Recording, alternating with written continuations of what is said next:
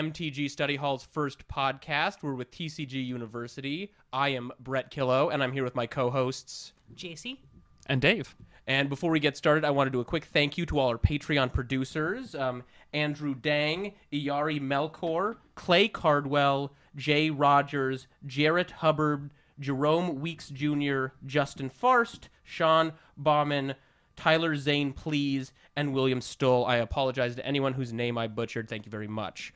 So, since it's our first episode, I kind of wanted to let everybody know who I am, and we want to introduce ourselves. So, I've been playing Magic since probably around 2007, which is a shocking amount of time. And I want to just, kind of tell everybody why I love this game. And so it was one of the things I saw people playing it in high school, and I was never terribly interested. I thought it looked dumb or silly, or I was too cool for it. And my friends finally convinced me to try it. And literally after my first game, I was absolutely hooked.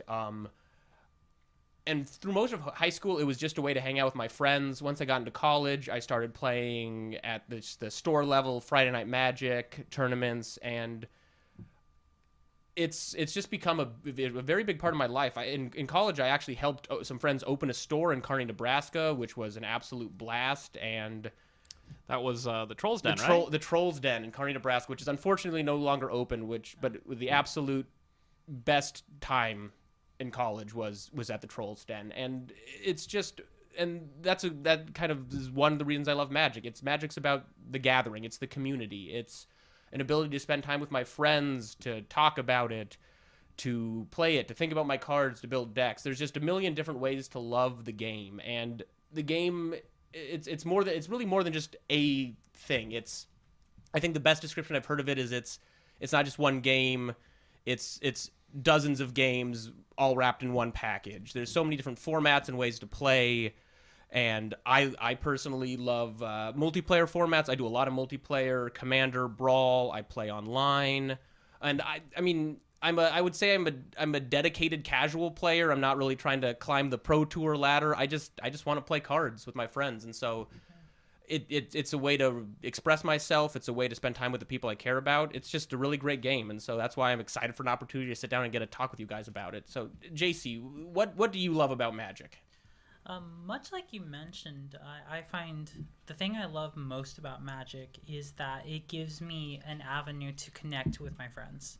It gives me an avenue to connect to people, and it gets me out of my shell a little bit. You actually talked about college a little bit. I started playing Magic as a wee lass way back in 1997 on 5th edition, because I had a neighbor who I was pretty close to living in a small town that wanted to get into this, and then his whole family wanted to get into it, so it was very kitchen table kind of Magic. And I played a little bit then, and then I didn't get back into it until college. And the reason I got into it in college is because I would walk around campus, and in some of the common areas, I would see people playing Magic. And this is not the first thought of a lot of people in college or people in general, but I thought, look at those kids having a lot of fun. They're really cool. I wish I was them. So I picked Magic back up as a way to interact with people and honestly maybe feel a little bit cool and connected and that kind of thing. And what keeps me playing Magic is especially in some of the earlier sets, they had a lot of flavor text and a lot of dedication to artwork, as much as they had a dedication to mechanics. And I think nowadays you see that there's entire storylines and backstories written about characters, and there's a whole mythos and backgrounds to sets, and they still have the same dedication to artists, even unknown artists, and taking submissions, and it's very accessible in that kind of way that you can interact with the beauty and the mechanics of it, and it's also just a fun way to connect to your friends. So it's really this combination of admiring a lot of the aspects of Magic, not just the dedication that they put into mechanics, the dedication that they put into new sets, but also the dedication they put into storytelling, theme making, artwork, cohesiveness, and just an ability to connect with people. I think it is a thing, they call it the gathering for a reason, to gather with people. So, Dave, what do you think? Community is definitely a big part of the game. That's probably why I continued to play for a while. And after a while of playing competitively, or trying to play competitively, trying to break through and have some good finishes in a row. Community is certainly a big part of it. And after a while, it becomes more of a I want to go to this Grand Prix, not so much to play, but because I haven't been to this city. Earlier this year I went to Tampa for a Grand Prix. Sure, I wanted to play in a Grand Prix, but I'd also not been to Tampa before. So that was a really fun excuse. Going into it, I didn't think that I'd know anybody there, but lo and behold, as this community tends to do periodically, I ran into Doug Potts, who is a local in Florida now. Oh. So, and even still, plenty of folks, you play against somebody, you start building a rapport with them, you start, friends might be a strong word, but there are certainly people over the years that I've played against in numerous tournaments. Gentlemen in St. Louis that I remember my very first feature match with, Dale Dew. Shout out to Dale Dew if he's watching this. He won't be. But shout out to him. I had a blast in our first feature match. It was a good time. Run into him at Star City Opens periodically. Unfortunately, I missed him in Kansas City, the most recent one that I went to. But there are a bunch of folks that you start going to some of these bigger tournaments, you do some decent amount of travel, and you start building a rapport. It's and that's certainly something that's I've kind of missed since I've mainly been playing online lately. But certainly a big selling point of the game is that sense of community too. I think you saw me at this pre-release. Actually, we found out they no longer do midnight pre-releases. They can now do those at 7:00 on Friday. Thank God. I don't know. I'm a night owl. I miss the good old days of getting done with your pre-release at 8:00 and then running it back at the next store starting at 10. Well, those were fun pre-release weekends. I'm bad enough at this game. I don't need to have sleep deprivation adding to that. It's half the fun. But my point being, I ran into a lot of people I hadn't seen for years, and a lot of excitement on both ends. I'd say that I hadn't seen a lot of these folks and get to catch up and all these different things. But yeah, I think it's pretty unanimous then. It's community is a big part of it. This gathering that you guys have both made comment of, and I feel obligated to say as well. Yeah, that's definitely a big part of it. And I guess the gathering portion.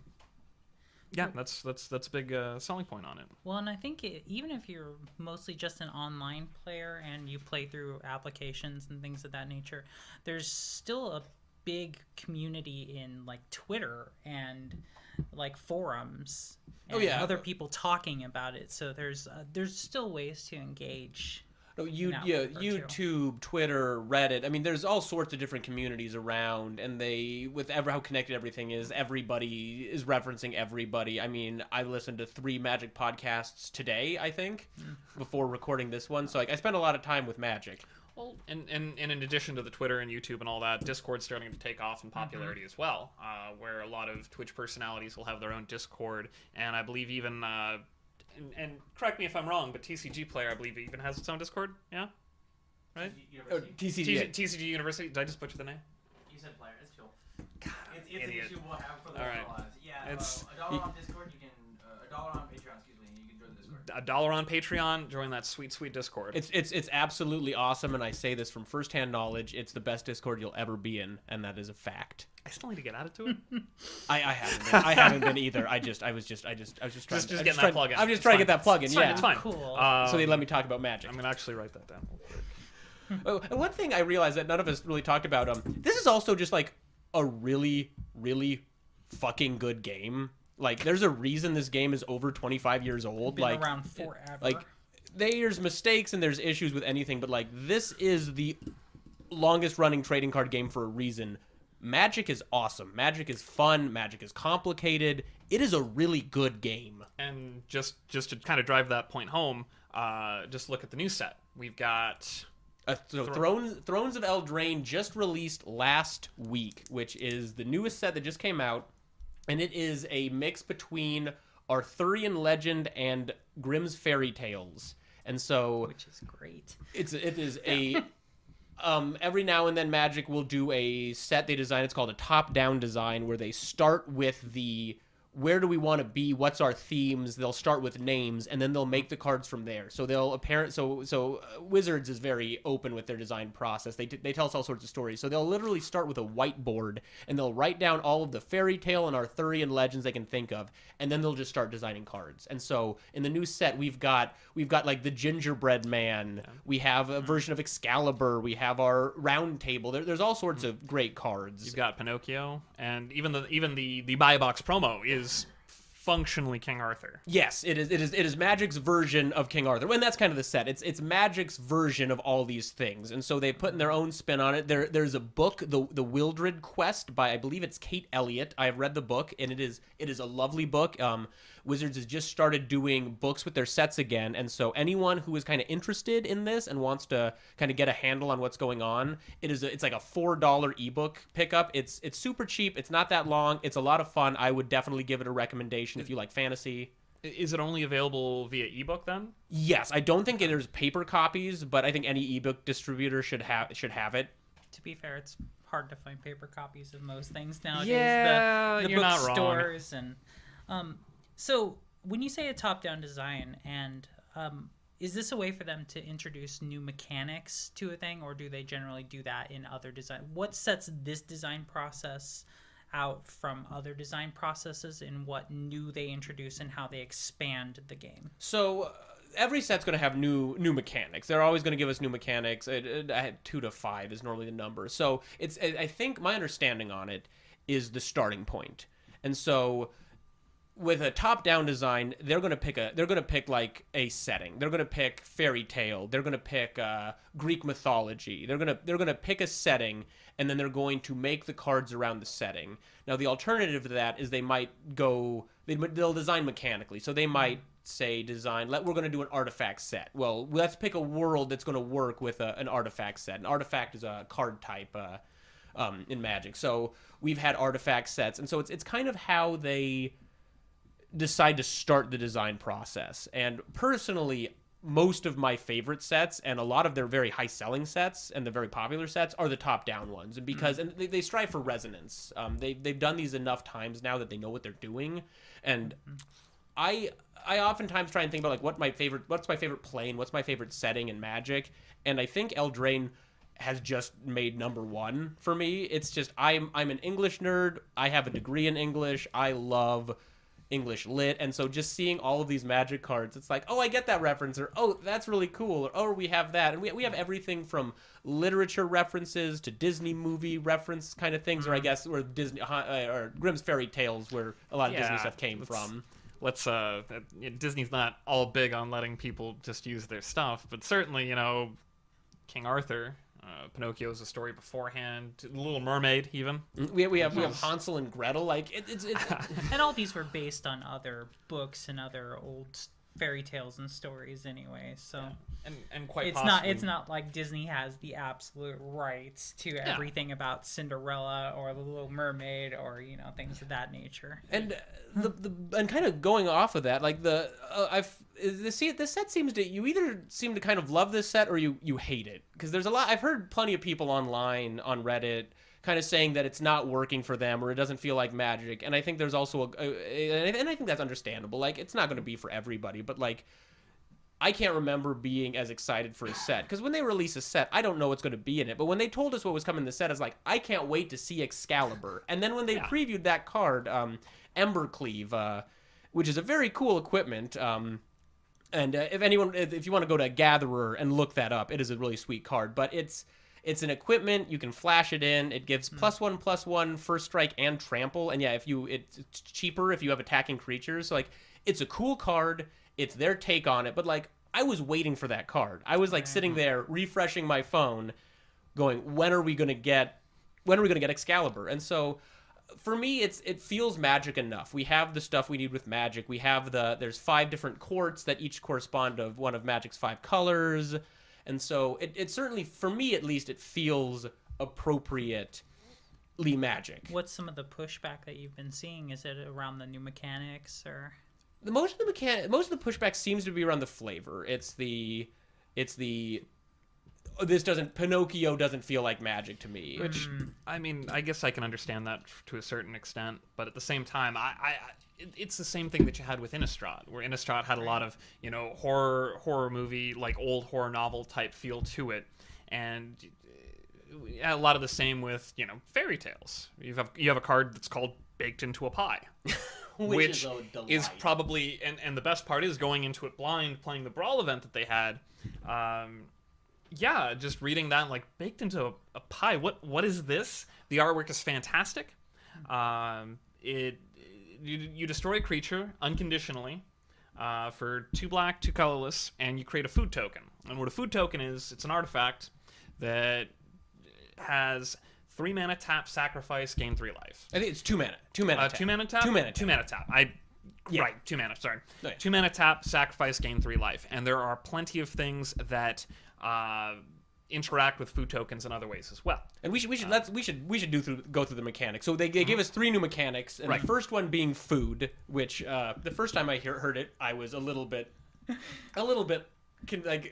that was the first time I was a little bit cautious. It's like this is Magic Food and we're talking token. about food, but it works. So we have food, so there's all sorts of stuff that makes food tokens, and so food will gain you life, and like Dave said, there's going to be creatures that care about food, that interact with it. Some great deck design and notes about that, like making decks about just being so hungry and feed this creature. And No, and now we get, so like I never would have expected deck Dave. It's like, oh, we have a new deck, we've got the green-black food deck, and it's just like, Yeah. I never expected is- that to be the deck name. Which is fantastic, and a lot of the food, and I believe, and I haven't seen any of these yet, but I've been told that they're doing foil tokens now. So you've got your food tokens, and you can get your foil food tokens. Yes, in Foil the food. collector's packs, there are. That's probably a topic for another time. There's all sorts of new.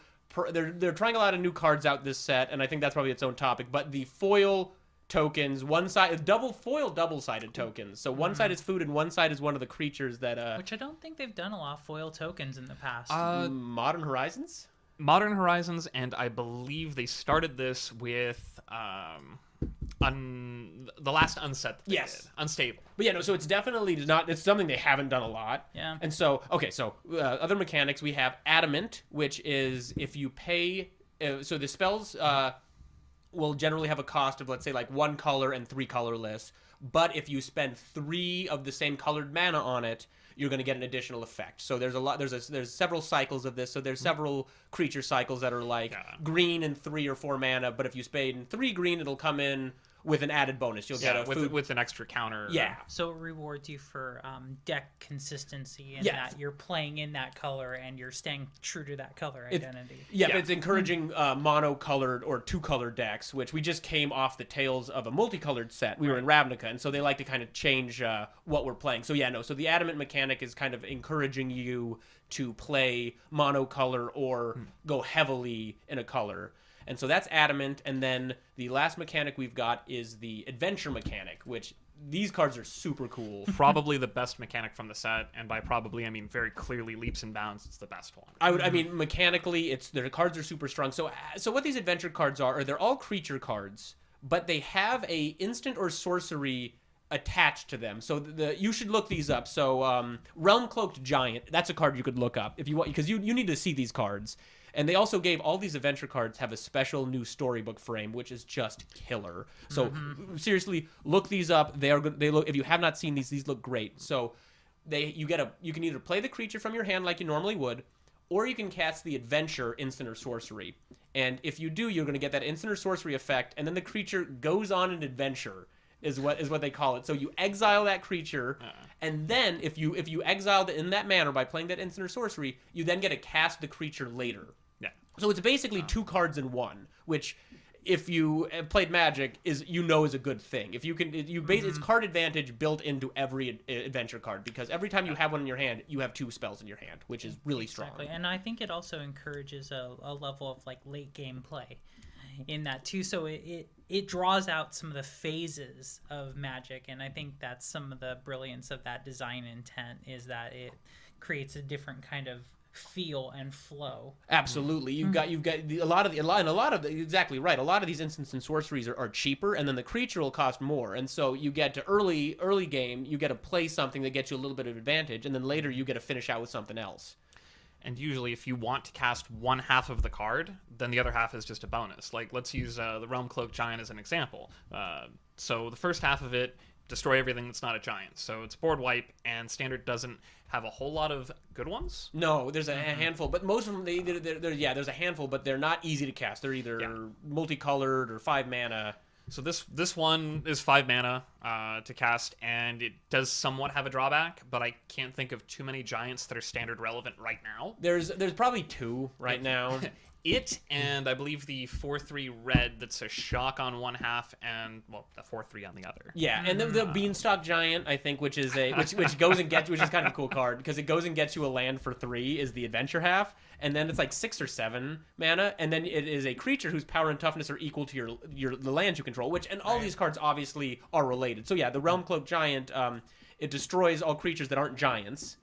And then as an added bonus for a few more mana a few turns later, then you can just jam down your 7/7 vigilant creature and which after doing a board wipe, which is really strong and always relevant in Magic and a lot of other card games, to do a board wipe and then later down the road put something big and beefy out when everyone's still trying to recover is really cool. It's strong, it's cool, and so then just most of these adventure cards seem really good. Like they create really fun limited gameplay, and there's a lot of ones that are obviously pushed for Standard, and kind of on just with the gameplay they're creating unlimited. I wanted to, before we got too far in the mechanics, one of the things that I've never done before is this set.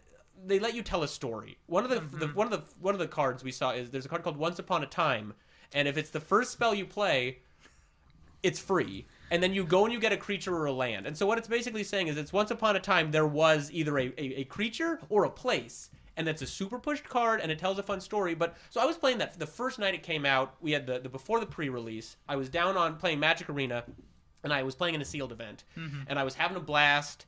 And I ran upstairs and I was telling my spouse, it's like, you won't believe this game. So this guy had me on the ropes, but then I turned his creature into a pie, and then I turned my creature into a pie, and then I played the witch that poisons people, and then I poisoned him to death with the creatures that I baked into a pie. And I'm like, I've never described a game of Magic before about like baking my creatures into a pie. And so like I sat down and I kind of like, and feeding poison pies to people as well. Yeah, it's a completely different like kind of narrative that I've never really experienced before. And they support it with just beautiful, colorful artwork. Like, I think the art in this set is really trying to tell a story, and there's something so cool about placing like a Once Upon a Time and then just seeing like the colors of like the Beanstalk Giant and things like that. And we have these new frames, which they're storybook frames. So yeah, no, they're telling us a story here. So this is a new set. This is a really, if you are new to Magic, now is a really good time to start playing, because Standard, which is one of the main tournament formats, it's the most recent 2 years of cards. So we just started our new Standard season. This is the smallest the Standard card pool is going to be. We're going to get more sets released before cards rotate out of Standard. So this is the best time to start. And Magic Arena just officially released. It had been in beta for a shocking amount of time. So Magic Arena, for those of you that don't know, is an online client. It's different from Magic Online in that, for lack of a better term, it's a lot like Hearthstone in that, but in that it's user friendly. Magic Online was the previous client. It wasn't user friendly. People are still using it because of a lot of various reasons that we'll get into in the future. But Arena is what you'd consider a freemium game.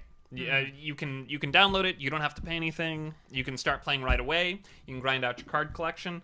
You can play various formats and special events. And if you so choose, you can spend money on this as well and give you kind of an added bonus if you weren't. So you can buy their in-game currency, which is gems. And you can use that if you'd like to play in a draft or a sealed tournament for the new set. You can do that as well for, I believe, Core Set 2020 is still going to be on there for a day or so more, and then they'll likely rotate that to some other Standard legal set for limited. Yeah, so all the current sets will be available. There's all sorts of different ways to play, and if you're just starting out, they're going to give you starter decks. There's going to be an easy tutorial, and then if you're just playing in the regular unranked play modes, my understanding is it tries to pair you against people with similarly priced decks or similar quality decks. So like it's a little wonky, and you might end up playing somebody who's got a really solid like competitive tournament deck, but there's a lot of opportunity to play other starter decks, and I think it walks it. It's been a while since I've played the intro stuff, and I know they've changed it, but I think they really strive to kind of give you a good intro experience. They want you to have fun. They want you to be able to win some games without having to get a competitive deck put together. Without having to spend a lot of money. In the grand scheme of things, if you're starting out into a new game and every experience you've had with this new game is you losing over and over and over to some guy that has been, metagaming for years now, you're not going to have a good time. No. So it definitely in their best interest to kind of give newer players that, a better experience. And they've got you can play against the computer till you feel comfortable. We don't have it yet. They are working on implementing a friends list, so soon you'll be able to sit down and play with your friends. So it's a really the client is phenomenal. It is. I think it is. They definitely were when they wanted that Hearthstone money, and so which is totally understandable. Sweet money. I mean, it looks good. It generally plays good. They're still ironing out some bugs, obviously, and the performance, every patch seems to be varied. They will likely be dealing with small bugs for a while. Magic's an incredibly complicated game, and to WotC's credit, when Aether Revolt was still in Standard and they were still undergoing the beta, they managed to figure out how to do energy pretty efficiently. Like, I don't think that I saw any real glitches as far as that mechanic goes. And I have a feeling that was a very difficult mechanic for them to nail down, too. No, and I think they really strive to have a good presentation. And and actually on that topic, one of the things they've just released very recently is Brawl. So they gave us when they gave us a big announcement, I think a couple months ago, or maybe last month, before most of the cards, when we were still in preview season, before the set was even released, and they said, "Hey, there's this format Brawl, and it's coming to Arena, and we're gonna let you do it for free." And so they gave us that demo Brawl event, and we should be getting Brawl, I believe, this month. And we should probably explain what Brawl is. Yeah. So I mean, I believe that Brawls existed beforehand, but for those that don't know, what is Brawl? So Brawl is a standard format, so it uses the standard card pool, so the cards from the most 2 years of recent sets. So that would go back to Ravnica Allegiance, Guilds of Ravnica, War of the Spark, Core Set 2020, and Eldraine. So we have 5 sets right now. Like I said earlier, it's the smallest it's going to be. So those are all the cards in those sets are legal. So you build a 60 card deck. But when you build a normal Magic deck, you can include 4 of any card and any number of basic land. Right. In Brawl, you can only include 1 of each card and any number of basic land. And so it's a singleton format. And then kind of the twist on it is you need to pick a legendary creature or a planeswalker, and they are your commander. And so they do not actually get shuffled into the deck. And whatever color they are, you have to have your deck only be those colors. So if you have a red and green commander, all of the cards in your deck need to be red, green, or colorless. Share that color identity with them. Exactly. And so this is actually based off another format called Commander, which includes the entire card pool, which I'm sure we will get into. With the exception of the banned list, certainly, but that's for various reasons. Yeah, so Commander is a very popular format and has been around for I think over 10 years at this point, and it's a very casual format too in some regards. Yes, and it's Wizards. It's probably their biggest format right now, and so that format's been around. And don't get me wrong, I love Commander. It can be a little overwhelming to get into, so Wizards came up with Brawl, and so Brawl is the way I kind of like it, it's baby's first Commander, and I mean that in the best way possible. So the card pool is much smaller. The deck size is smaller. With Brawl, it's only 60 cards. It's really easy to put one instead of 100. Instead of 100, which Commander has. So, so once you have 25 lands in your deck, which is roughly what you want, it's not that many cards to finish this deck out. And personally, Brawl is kind of a contentious format. Like Dave said, it didn't just come out with this set. They actually introduced it to us last year. And when they introduced it, they introduced it with an article. They basically told us, like, hey, we came up with this format. We might support it later on. You guys should give it a go. And so a year ago, I was playing Brawl, and it is a very cool format, but there were several issues with the implementation. When it came out, they hadn't designed cards with Brawl in mind. And so there was a specific card named, kind of ironically, Brawl, Chief of Compliance. He's a 1/3 for 1 blue and 1. And if I recall correctly, he makes your counterspells cost 1 less. Instants and sorceries cost 1 less. Sorceries cost 1 less. And so then, I absolutely played him in actual which factual is standard. absolutely strong. and then when you play your instant or sorcery, if I'm not wrong, you get to draw and then discard a card, right? Whenever you successfully counter a spell, then you can draw a card, discard a card. Oh my gosh! So I do not believe it's a May. I believe that it is. I believe that it is a trigger that has to happen. Chief of Compliance. That's right. Okay. Yeah, Brawl Chief of Compliance. Chief of Compliance. So, sorry, I don't want to get too sidetracked here. So, this card was particularly unpleasant. Anytime you built him as your commander, basically the deck would just be a denial deck. You would just counter everything. So, I try to play something, you counter it, and then you get to draw and discard a card and find more counterspell. So, it was a miserable deck. They added the game type onto Magic Online, not Magic Arena. Their other Magic Online, their initial client, and very, very quickly the interest fell off. And there's also, I feel like there's been a group of people who kind of look at it like, oh, Wizards is trying to take over Commander, or Wizards wants to replace Commander, which never really felt like the intent to me. And that's the thing. There may have been some pitfalls in not planning what these cards could do to this new format that we're introducing along with these cards. But I think Wizards was definitely trying to create lightning in a bottle by doing a chimera of 2 different things, that being a standard card list and a popular format, and a very casual format that's played among a lot of people. Because I think the thing about standard is it's not intimidating to new players, because one of the most intimidating things about Magic is it has a 25-year history. So there have been cards printed for 25 years. We're close to 19,000 unique cards. So that's a huge card list. And if you have players that have been playing forever and ever, they obviously have an advantage in encyclopedic knowledge over what you would have as a new player entering the format. So I think where standard is important is it restricts the card list to a recent small amount of cards that is accessible to a new player to learn, especially because they're recent sets.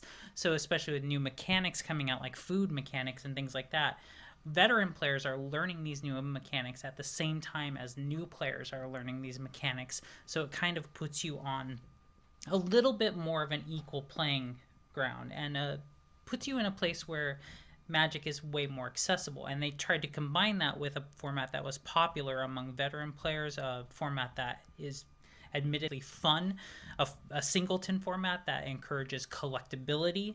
So it's trying to encourage collectability in the game, getting into the game. They were really trying to create an accessible but fun and familiar thing as a hybrid kind of format, which definitely has, problems as well. Which, and it's, I think they wanted to catch that Commander lightning in the bottle. Wizards of the Coast never expected Commander to get big. Commander was originally called Elder Dragon Highlander and was invented by the players. And so, and it has grown into, I believe, the most popular way to play Magic, and if not the most top 2 or 3. So they definitely wanted to catch that, and I think I've definitely detected some animosity online of, oh, it's a cash grab, oh, they want that, but I think enfranchised players need to try and come at it like a newer player. I just taught my girlfriend to play this past year. She'd never played before, and I taught her with Brawl mostly because there's a scenario that kind of is complicated for a new player. So if you're a new player and you want to start Magic and you go out and you get some packs and you open a really cool card, let's say you open a mythic planes, so most planeswalkers are mythic, you open a mythic planeswalker or a mythic rare creature, legendary creature, and you're super excited, and you go to the store and you say, hello, friendly store employee, I'd like to play Magic. And they'll say, well, great, we've got a standard tournament, or we've got this kind of tournament. And they say, great, I want to build a deck with this card. Generally, someone's going to tell you, okay, if that's a really good card, you're going to need to get 3 more. And all of a sudden, that cool special thing that might be fairly expensive, might be $15, $20, $25, depending, doesn't feel as cool or special anymore. But if you go, hey, I opened this cool Oko Planeswalker. Oko's from the new set, Eldraine, and it's a really, really strong card. Right. They can say, great, here's Brawl. Here are some commons and uncommons I have lying around, or here are some of the cards you opened in your fat pack. Let's build you a deck. And Brawl, the cool thing about Brawl is it's a multiplayer format. You can definitely play 1v1. They have different life totals, actually. So if you're going to play 1v1 Brawl, the life total is 25. And if you're playing multiplayer, starting life total is 30. And so it's way easier for a new player to kind of get into this. And if you're playing multiplayer, even if your deck isn't pushed or doesn't have all the most expensive standard cards or this, that, or the other thing, you still have a chance to play. You have a decent chance to win because, as I'm sure we'll get into in later episodes in multiplayer, having the strongest deck doesn't mean you win all the time. A lot of times it means you get dogpiled first and get killed first. So multiplayer is a great way to get new people in. And so I just would encourage any enfranchised player who have completely dismissed Brawl, hell, even if it's not for you, this is a good thing for the game. And so Brawl, one of the things that people often complain about Brawl is it rotates. So a year from now, all of the cards from Ravnica Allegiance, Guilds of Ravnica, War of the Spark, and Core Set 20 are going to leave, and you can't play with them anymore. But that is a great opportunity for new players. For new players to not have to deal with those cards. But then if you're worried about losing your cards out, there are other formats where we can take your cards and maybe now you've been playing a year, let's play Commander. Exactly. And actually something I'd like to do in the future is JC is kind of an on and off again player. Is that a fair assessment? Yeah, I guess I didn't explain that super well. I've obviously started with Magic, but then I would take long breaks in between playing Magic. Just when my friends were playing it, or when I wanted to get back into Magic, or they had feathered dinosaurs that make me very happy. So yeah, one of the sets that just rotated a couple weeks ago was Ixalan. And that set had feathered dinosaurs, which was super cool. There was a lot of, and there was pirates, and there were vampires and conquistador vampires. It was a cool set. So and we built JC a Brawl deck. We played Brawl a fair amount. But so her deck is rotated out of the format now. She can't play that in Brawl. So something I'd like to do, and maybe like to bring in on a future episode, is I'm going to help JC turn that into a Commander deck. And say, hey, here is a new life for your Brawl deck. There are other formats where you can take your legendary creature, and let's make it a Commander. So I don't want to get too far into that. I feel like that's a whole other topic. Definitely a topic for another time. But as far as the rotation goes, that's almost a perfect segue to our next topic, which is the new format of Historic. Speaking of formats, that's almost a perfect segue to Historic, which is going to be WotC's new format that is going to, I believe, start as an exclusive to Arena. Now, to give everyone a quick rundown of what a format is, it's just a different way to play. We spoke about Brawl and Standard, which are both what we call rotating formats, where once a year a bunch of sets are no longer allowed to be played in that format. We've got a few others as well. Historic is designed to be a non-rotating format, which means starting with, I believe, Magic M19. No, earlier than that. Ixalan. What was the set right before Ixalan? Zendikar. So it'd be Ixalan forward. Both Ixalan sets. Sorry. Both Ixalan sets. Dominaria. Amonkhet. Amonkhet was a set, but Amonkhet wouldn't be legal because Amonkhet had rotated. But Ixalan Forward is what they're planning for Historic to be. Yeah, so the card... So is it going to be like a vintage kind of format, except there's a different starting point? Along those lines, one of the problems that they're going to run into with Arena is that they could theoretically code every single set starting with Alpha Forward, but that would be a huge commitment for time. It would be a nightmare for them to release these sets on Arena. I remember when they were releasing the old sets on Magic Online, and the way that they did that wasn't exactly an elegant solution, but it got the job done. Where they did actual pre-releases for these various sets, where they would do a pre-release for the different Mirage sets, and they'd do a pre-release for Tempest and those sets. And from Arcadian Masks, they just kind of shrugged when they got to that one and went, you know what, we're just going to release the whole block at once. Good luck on getting those foil brainstorms and foiled hazes. Rooting for you. Yeah, and Rashad was a bunch of money because it was a massive set. And so that Magic Online, their original client, it was very clunky because they wanted to add every card in the game to Magic Online. So the historic is for Arena. For Arena going forward, it is their new set to let anyone who has an Arena collection get to keep playing with all the cards that they've owned on Arena. So it's only going to be those that Ixalan forward is going to be the new historic. Maybe because there's thrown a few things. There is a possibility. We know that they have coded in Amonkhet and Hour of Devastation into Arena. Those exist already. The sets that rotated out of Standard previously before last Standard, so a couple years ago. Kaladesh and Aether Revolt, they have those programmed in as well as the energy mechanic. So it's possible that they might, I could be proven wrong, and they could just periodically say, hey, we're going to add this set going backwards, and maybe we'll end up with Modern on Arena. I wouldn't count on it. And so Modern is another non-rotating format. They started it. It's Magic 8th edition forward, but now they've started adding supplemental sets with a set that came out this year, Modern Horizons, which is skipped Standard and went straight into Modern. So Modern was the old catch-all, rotates out of Standard. You can play it in Modern. There's also some formats that you can play with every card. Vintage, which Vintage you can and Legacy. Vintage and Legacy. Vintage, you can play any card in the whole game. There's a minor with a few bans based on manual dexterity, referencing Ante, and Scheherazade because it forces you to play a sub game and it really doesn't add anything to the game itself. I think Scheherazade is cool. That is a topic I'm on the short list. That is a topic I would actually love to bring up because I actually have some Scheherazade and Game Within a Game stories, but that's probably a whole other podcast topic. The TLDR for those of you that don't know what Scheherazade is, Scheherazade references the character from 1001 Arabian Nights. Right. Yes. The character that told the Sultan a different story every night to prolong her execution. Now, the way that they translated that in the very first expansion set, not set, but expansion set, Arabian Nights. From 96? From 93. 1993? It was Arabian Nights. Back. And Scheherazade says that the players currently set aside all cards that are in play. They set aside the current game of Magic the Gathering. Each player takes their deck, shuffles their deck, and then plays a sub game where life totals are reduced to, I think, 10. I think it's 20. 20? It I think might it's a be full a full sub-game. 20. I can't say I've ever played a game with Scheherazade. I have. But I've read Scheherazade a few times. There are a lot of words on it. Sometimes it goes in ear one, out the other. Quite frankly, it feels like an unglued or an uncard And they in did how print it was one. designed. They printed two. Oh, goodness. I know about Enter the Dungeon. The newest set had one too. The countdown is so we're the getting point way being- off track here. We are. But the point being, Scheherazade forces the players to play a sub-game. Right. And the loser of that sub-game loses half of their life rounded up. It doesn't really add much to the game. Yeah, the actual Oracle wording, players play a Magic sub-game using their libraries as their decks. Each player who doesn't win the sub-game loses half of their life rounded up. So there are a lot of very, very weird rulings, and you can see that sweet, sweet Foglio art.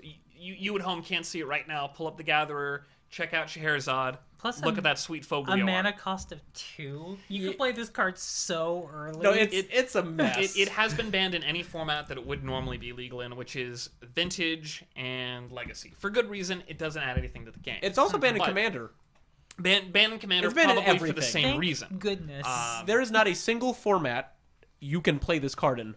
So that's a fun fact. You could make obviously you could build your own format, or if you wanted to play without anything. But there is no tournament Magic that you can bring this card to because it is the slowest card imaginable. It is. The other cards that are banned that aren't Ante, for those of you that don't know, Ante was an old format where you would shuffle your deck, you draw your 8 cards, and the 8th card goes into a special area referred to as the Ante Zone.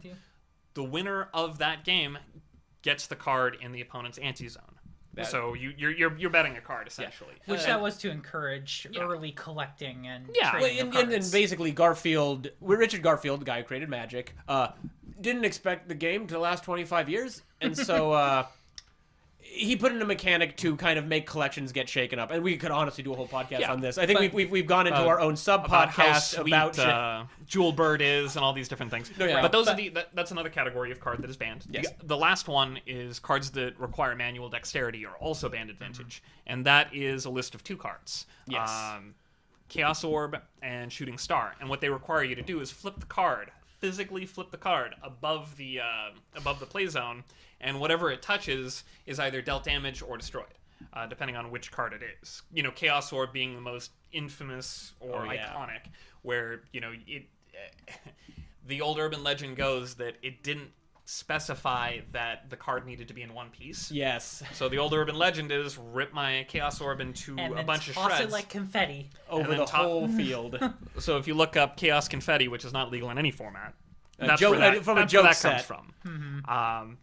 But we kind of digress there. Yeah, so Historic- we had our own Scheherazade of a podcast into banned cards. we had a subtopic within our topic. Yes. And, I lost half my life is the point. But Does that mean I won? You did. Congratulations. Thank you. Proud day for you and your family. Yes. But historic being the new one, and historic starting at Ixalan, which includes, you know, the actual set Ixalan, Rivals of Ixalan, Dominaria, Magic 19, And the 3 Ravnica sets, which are Guilds of Ravnica, Allegiance, And War of the Spark. and M20. And of course, the new set, the Throne. Yeah, Thrones of Eldraine. So right now, that's historic isn't going to look that much different than what standard it already looked like. But as sets get added to it, we're going to start seeing more and more mistakes. And I don't know if it's necessarily fair to hold, put Bletsy's feet to the fire and say, well, how come you didn't see this interaction? As more sets get added to it, where, you know, they get a much better starting point than what they had with Modern, where they had to start with a preemptive ban list. In this instance, there doesn't need to be a ban list yet. Everything can just be unbanned, and as problems arise, they can take care of it. And we're kind of in a unique situation, because kind of like Brawl, when they pitched Brawl and they hadn't planned for it, and we ended up in kind of a weird pseudo place, and we had to do this re-release with, hey, Eldraine's out, we're doing new Brawl stuff, Brawl's a format, we promise, because of unplanned earlier stuff. When they were designing these sets, Arena was just gaining in popularity, and Arena's gotten pretty large at this point, but they weren't expecting to have to do this. So when they sat down and designed Ixalan, they didn't say, and this will be where our format starts. And one of the things they actually have, they said they were going to do something, and they've walked it back since, sort of, is for a while they said, every few months we're just going to take 20-some cards from Magic's history, we're just going to add them to Historic. So they even talked about, they were going to give us some old... Did you hear about this? So I haven't, no. Oh, no. So the cards they suggested might get added to Historic were Wormcoil Engine, Dark Confidant. So these are some cards you can check out on Gather. These are older cards. Some of these are 10+ years old. Fairly powerful in their own right. Brainstorm. No, these are format defining cards in other formats. So they said we're going to maybe put Brainstorm, Wormcoil Engine. I don't think we can ever have Brainstorm. No, and so in one of these formats. Brainstorm it's 1 blue mana. It's an instant. You're going to draw 3 cards, and then you put 2 cards from your hand back on top of your library. It is a format warping card. Well, on the surface, it seems like a terrible card. It's like, well, I have to put 2 cards from my hand back. Yes. Where it becomes good is when you have a shuffle effect. It functionally becomes Ancestral Recall. That might be a bit extreme, but where you get to see 3 brand new cards and shuffle away 2 cards you don't want in your hand for various reasons, it becomes incredibly powerful. And Dave referenced Ancestral Recall, which is we'll get into the Power Knight at some point, I'm sure. It is 1 blue, draw 3. It's what first set. Target player draws 3 cards from the first set of Magic. It is one of the 9 Power 9, one of the strongest cards ever made. So Brainstorm is a riff on that. So just so you guys understand the card quality here, Brainstorm, which is a fixed Ancestral Recall. A fixed Ancestral Recall, and is an absolutely format-defining card in Legacy. Wormcoil Engine, which is a 6/6 for 6. It's an artifact, so 6 of any mana. It has Lifelink and Death Touch, which means any creature it deals damage to dies, and any damage it deals, you gain that much life. And then when it dies, you get a 3/3 creature with Lifelink and a 3/3 creature with Death Touch. So these are very strong cards, and so they announced this. They're like, hey, with Historic, we're just going to, since we can do it, since it's on a digital platform, and we can just inject any cards we want, we're just going to make it weird and throw this stuff in, and people were pissed. And they have kind of walked that back. They went from saying, we're going to do this to, we will tell you how cards are being added to the format. So like Dave said, they might just add a whole new set. They might say, hey, we have Amonkhet in Arena from the beta and the alpha. Let's add that in. But they also could just go, let's add these 50 cards or these 10 cards. And I don't know how I feel about that. I've honestly spent a lot of time thinking about it, because like part of me is like, what a cool opportunity. what a Right. neat thing we could do here. We can just add these cards in, and hell, we can take them out, because the worst case scenario is we can just refund you the wild cards. The wild cards are the way you make new cards in Magic Arena. You open and you earn wild cards, and you can exchange them for any other card of that equivalent rarity. I believe they're actually going to be, my understanding, and correct me if I'm wrong, I believe that for the historic cards, things that have rotated out of standard but will be allowed in historic, I believe they actually modified how many wild cards you need to use. So initially, so in the announcement they told us about this, injecting these 20 some new cards, they also said wild card for historic cards that had rotated out were going to cost double, and people were not thrilled. I do not normally get online and complain. I actually wrote Wizards of the Coast, me and everybody else. I wrote a respectful but firm denouncement of that action because I was not happy with that. So they have walked that back. It will be 1 for 1. We do not know how new cards are being added. The way that they are trying to... so the people were upset. The reason that Wizards of the Coast was making it more complicated to play this format is because they want you playing standard. They want you buying new cards, which they're a business. I understand it.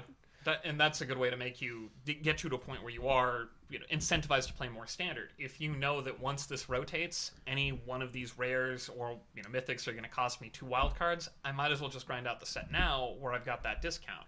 Maybe I'm going to want this at some point in historic. So they dropped that. What it is now is so you don't get credit towards your daily wins. So if you get it's daily and weekly wins.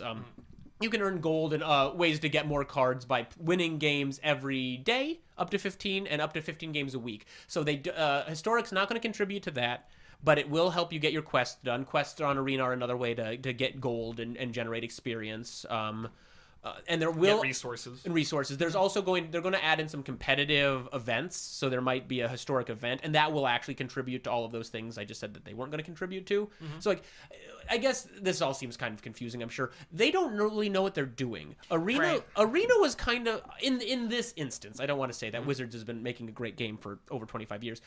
They are kind of new to having a wildly popular online game. Yeah.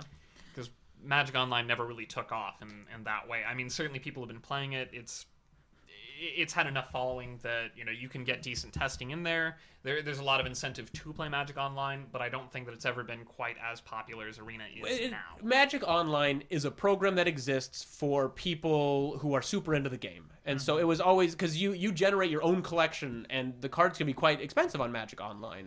There's their own economy, and again, that's probably its own topic. Which created problems of accessibility. And it absolutely did, and so it can be very expensive. So the idea behind Arena is they wanted to create a new kind of game for so someone like JC who starts and stops and doesn't maybe want to spend several $100s on a game or to catch up. And so Arena's kind of we're in uncharted territory with Arena, and so obviously Wizards seems to have done a pretty good job of listening to our feedback. I'm really happy they walked back that double historic wildcard cost.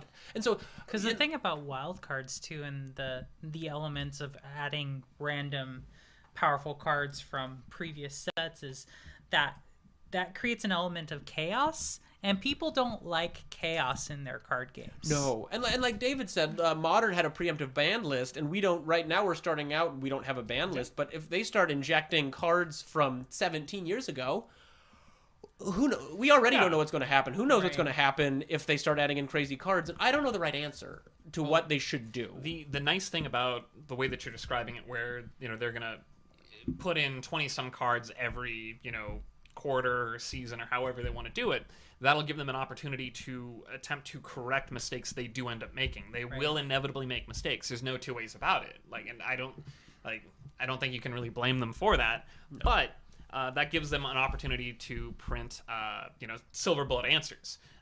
We can get a bit more into that, in the coming casts. I think we're going to be doing our next one in 2 weeks. I think so, yeah. And we can go a little bit further in depth as far as the banned list, history of the banned list, things. And coincidentally enough, we're going to have that banned list announcement, I believe, on the 21st of October. We are getting some kind of banned list update that was not originally planned. So we don't know if it is about standard. We don't know if it's about historic, but there's a lot of kind of. Yep. By next podcast, there'll be plenty to talk about, and probably somewhat concerning historic. So as of right now, we don't know what's going to happen. And so I guess before we wrap up, I kind of wanted to... so they initially told us they're gonna start adding cards like this, and then they kind of walked it back, but we don't know what they're gonna do. So I was wondering, I want to get everybody's opinion on what would you like to see. So I think I would rather see them add cards in a new way, be it 15 at a time, mini sets, or taking a sampling of stuff. I would rather they take advantage of the digital client and do something weird instead of giving us, hypothetically, we will release this whole set. We're going to release Amonkhet, we're going to do drafts and sealed and pre-release and all sorts of events for it. I think that's one option. And they could slowly work backwards, or like Dave said, maybe do modern. I think that they're in a digital client. We're in a new wild west of a future. Who knows what the rules are?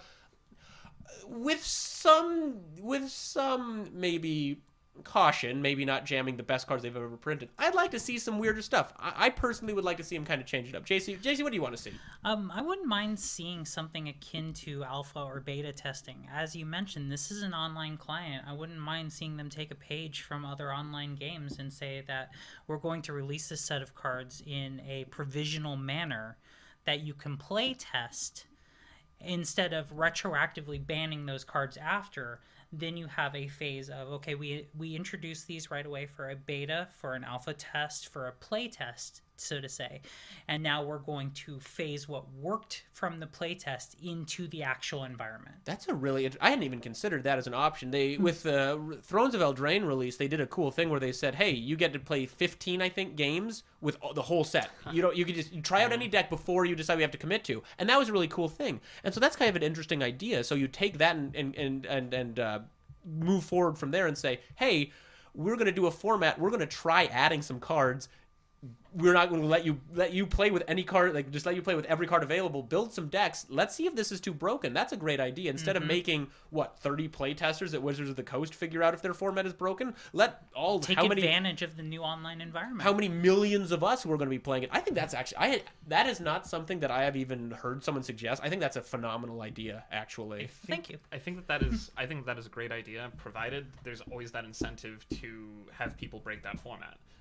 So as far as the fifth, what you're talking maybe about reward earlier, system, bounties. Yeah, just get it to a point where hey, here's what the tournament is. If you can go 15-0 without dropping a game or without dropping a match, then you get every card from X or Y set. That'd be a cool reward. And seriously incentivize people to do this stuff. That way you incentivize the playtesting. Yeah. And if you're just doing it for casuals, then whenever you do want to try and incentivize somebody, you're going to have a format that no one's going to want to play. You're going to have a format that's ridiculously unbalanced because you're going to have the best and the brightest looking at this going, how do I break this format in half? How do I get to a point where I'm consistently winning every game by turn 4? And that's not something... I think they're going to want to try and get ahead of that and get to a point where, Historic doesn't turn into a turn 4 format. Yeah. It's not a thing that they're going to want, I don't think. So I mean, I think the consensus kind of seems to be we're in an online digital environment. Mm-hmm. Let's take advantage of that. We don't need to be ruled by prior. This is how sets are released. But kind of that opportunity to use the client to get a new format developed in a new way we've never done it before. Brave new world for an old game, right? Alrighty. So I'm sure we could keep talking about Historic or any number of other topics without end, but we should probably wrap this one up. Anyone have any thoughts before I close this one out? No. Just I guess we'll be reconvening again in 2 weeks from now. Thank you all for listening, and please go to our Patreon, like and subscribe. And remember, even a donation to the Patreon of $1 a month gets you access to the Discord. We're going to be trying to get on the Discord and do some cool stuff on there. Just come on, hang out, grief me as I'm trying to brew up something for Historic when that inevitably comes up, and try and play some sort of sweet unfair deck. If you guys like and subscribe and want that content, that is something we can definitely make happen. So continued. If you guys want to show up next week, tell your friends about it. That'd be awesome. So I think that's going to be everything. And before we close off, thank you so much. Thank you for watching, and everybody out there, remember who you are. All right. Thank you very much.